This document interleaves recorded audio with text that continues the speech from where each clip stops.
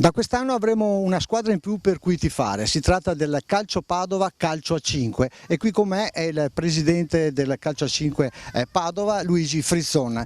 Ovviamente questo è un binomio che è nato da poco con il Calcio Padova e con quali ambizioni?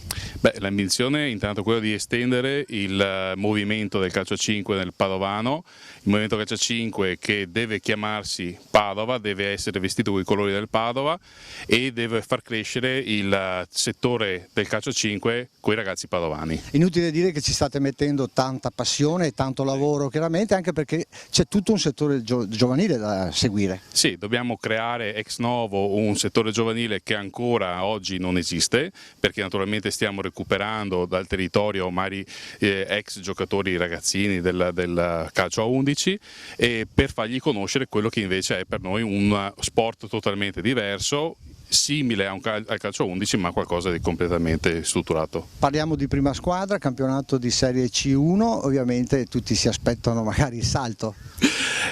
Adesso vediamo, non abbiamo queste velleità quest'anno, ci proviamo, vediamo un attimo cosa riusciremo a fare, sicuramente faremo un bel campionato di C1, avremo poi anche delle squadre per il settore giovanile, juniores, giovanissimi allievi.